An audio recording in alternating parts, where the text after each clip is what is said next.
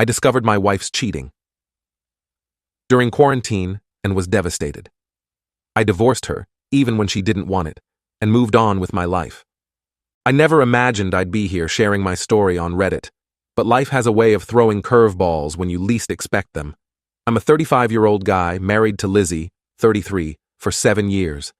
We met during our sophomore year in college, both of us computer science majors with big dreams of making it in the tech world.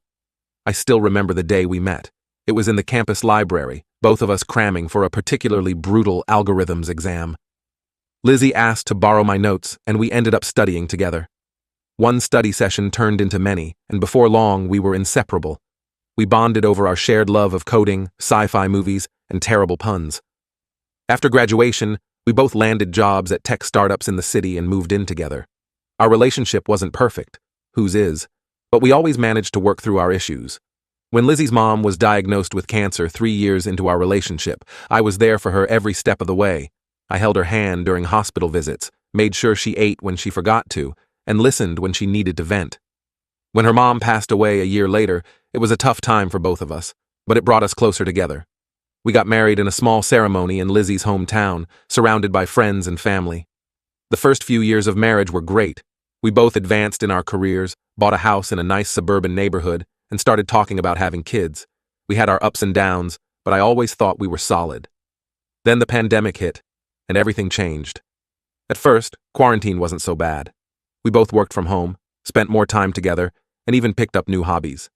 I started learning to play guitar, fulfilling a lifelong dream of mine. Lizzie got into baking, filling our house with the smell of fresh bread and cookies. Our neighbor, Ross, 38, would sometimes drop by to chat over the fence or share some of his homegrown vegetables. He was a friendly guy, always ready with a joke or a helping hand. I never thought much of it at the time. As the weeks turned into months, I noticed Lizzie became more distant. She'd spend hours on her phone, always turning the screen away when I came near. When I asked about it, she'd say she was just browsing social media or playing games. I believed her because, well, what else was there to do during lockdown? I tried to keep our relationship strong. I planned date nights at home, cooking her favorite meals and setting up our living room like a fancy restaurant. I even attempted to bake her a birthday cake. It was a disaster, but she laughed and we ate it anyway. Despite my efforts, Lizzie seemed to withdraw more and more. One day, about 4 months into quarantine, I woke up early and noticed Lizzie wasn't in bed. I figured she might be in the kitchen, so I went downstairs. The house was empty. I looked out the window and saw her coming out of Ross's house, still in her pajamas. When she came back, I asked her about it. She said she'd just gone to borrow some sugar for her baking. It seemed odd, but I didn't want to be paranoid, so I let it go. But things kept nagging at me. Lizzie was spending more time on her phone, taking calls in another room, and seemed irritated whenever I tried to spend time with her. I started noticing other things too, like how she'd perk up whenever Ross was outside, or how she'd make excuses to go check the mail multiple times a day. I didn't want to believe it, but the signs were all there. One night, I couldn't sleep and decided to check our phone bill. That's when I saw hundreds of texts and calls between Lizzie and Ross, often late at night or early in the morning. My heart sank. The next day I confronted Lizzie. She denied everything at first, but when I showed her the phone records, she broke down. She admitted to having an affair with Ross for the past 3 months. She said she felt lonely and trapped during quarantine, and Ross had been there to listen. She swore it was just emotional at first, but eventually became physical. I was devastated. The woman I loved, the person I thought I'd spend my life with, had betrayed me in the worst way possible, and with our neighbor, of all people, someone I'd considered a friend. I thought back to all the times we'd had Ross and his wife over for barbecues, how we'd helped them move in when they first arrived in the neighborhood. It made me feel sick. I told Lizzie I needed time to think and went to stay with my brother. Over the next few weeks, I did a lot of soul-searching. I thought about our marriage, the good times we'd had, and whether I could ever trust her again. I remembered how we'd supported each other through tough times, like when I lost my job during the recession a few years back, and Lizzie had been my rock, or when we went through a miscarriage 2 years ago, a painful experience that had brought us closer together. But then I'd think about her sneaking around with Ross, lying to my face day after day. I'd imagine them laughing at me behind my back, and it would make my blood boil. In the end, I realized I couldn't get past it. The trust was broken, and I couldn't see a way to rebuild it. When I returned home, I told Lizzie I wanted a divorce. She begged me to reconsider, saying it was a mistake and she'd do anything to make it right. She brought up all our history together, the plans we'd made for the future. But for me, the trust was broken. I couldn't imagine living next door to the man she'd cheated with, constantly wondering if it was still going on. I moved out and filed for divorce. Lizzie initially refused to sign the papers, insisting we could work it out. She suggested couples therapy, a trial separation, anything to avoid ending our marriage. But when I provided evidence of her infidelity, including the phone records and text messages I'd gathered, she finally agreed. Now, months later, the divorce is almost finalized. I'm living in a small apartment, trying to rebuild my life. Some of our mutual friends have taken sides, with a few suggesting I should have tried harder to save the marriage. They remind me of how Lizzie stood by me during tough times, like when my dad had a heart attack last year and I was a mess. But I don't think I'm the asshole here. I didn't break our vows or betray our trust. I'm just trying to move on with my life. It's not easy. There are days when I miss the life we had, the future we'd planned. We'd talked about having kids, buying a vacation home, growing old together. Now all of that is gone. Sometimes I lie awake at night, wondering if I'm making a mistake. But then I remember the betrayal, the lies, and I know I'm doing the right thing for me. So, Reddit, AITA for divorcing my wife after discovering her affair during quarantine. Update 1. It's been a few months since my original post, and a lot has happened. First, I want to thank everyone for their support and advice. It really helped me during a difficult time. The divorce is now final. It wasn't easy, but I'm glad it's over. Lizzie tried to contest it at first, claiming that the affair was a one-time mistake brought on by the stress of quarantine. But when I presented the evidence, months of text messages, late-night calls, and even security camera footage of her entering and leaving Ross's house, she finally gave up. One thing I didn't mention in my original post was how this affected our wider circle of friends and family. When the news of Lizzie's affair got out, it was like a bomb went off in our social circle. Some friends took her side, saying that quarantine was hard on everyone, and I should be more understanding. Others supported me, saying that nothing excuses cheating. My best friend from college, Tom, was particularly affected. He and his wife had been close with Lizzie and me, often double dating and vacationing together. When he found out about the affair, he was almost as hurt as I was. He felt betrayed too, saying he couldn't believe Lizzie would do this to all of us. It's been tough on his marriage too, as his wife was friends with Lizzie and is having a hard time cutting her off completely. My parents were devastated. They had always loved Lizzie and treated her like a daughter.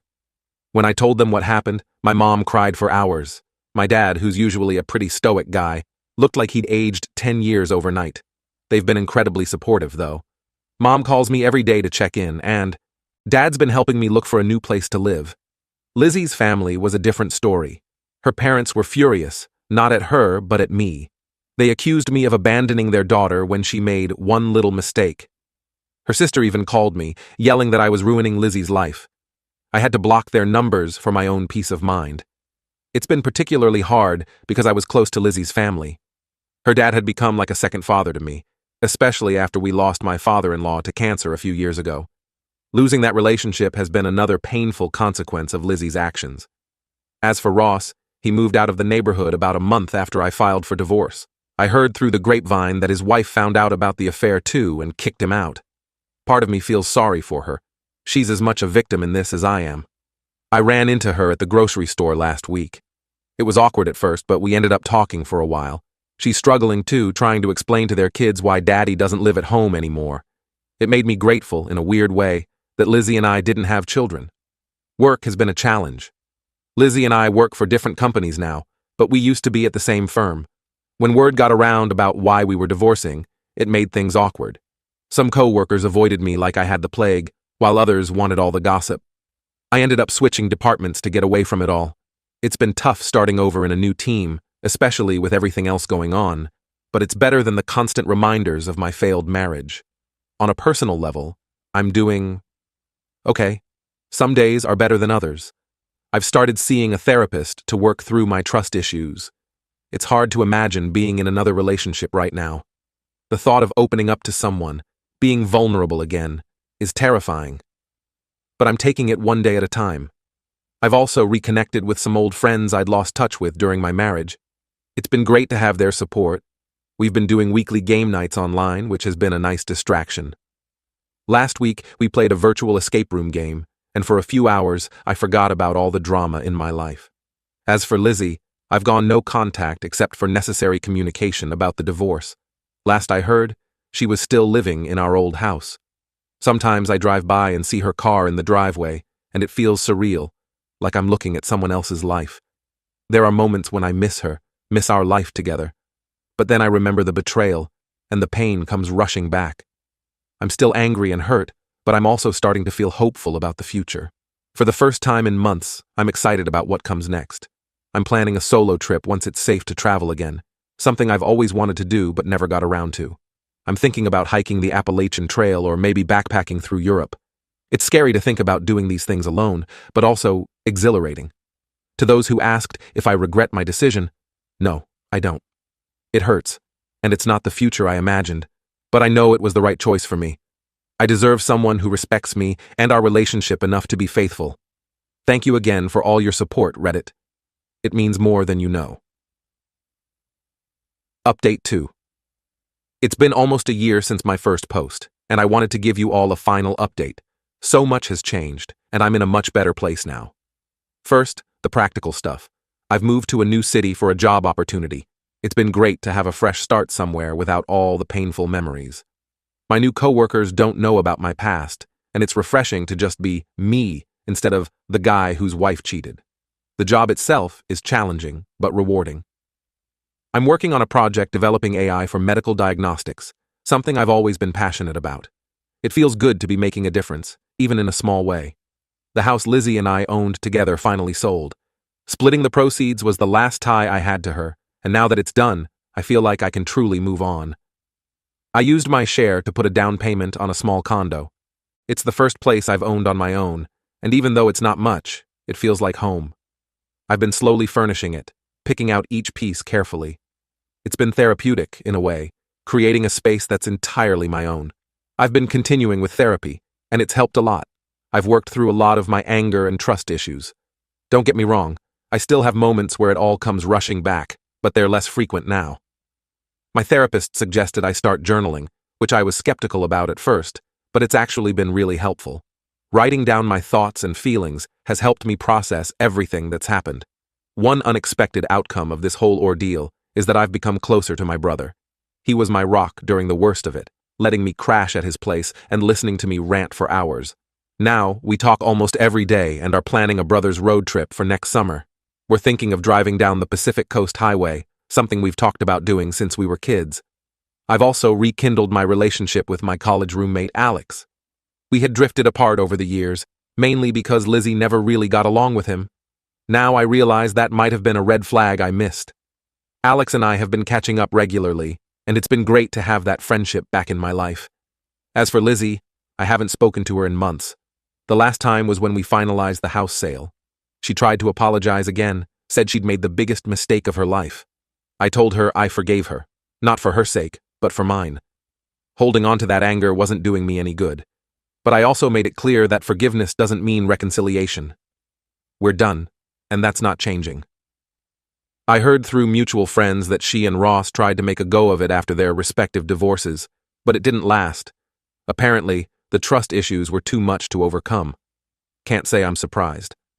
Last I heard, Lizzie had moved back to her hometown to be closer to her family. Part of me hopes she's doing okay, but mostly, I'm just glad to have that chapter of my life closed. On a more positive note, I've started dating again. Nothing serious yet, but I've met some interesting people. I'm taking it slow, being upfront about my past and my boundaries. It's scary, but also exciting to feel those butterflies again. There's one woman, Ellie, who I've been seeing for a few weeks now. She's kind, funny, and understands my need to take things slow. We'll see where it goes, but for the first time in a long time, I'm feeling optimistic about the possibility of a relationship. I've also been focusing on personal growth. I finally finished that online guitar course I started during quarantine, and I've even written a few of my own songs.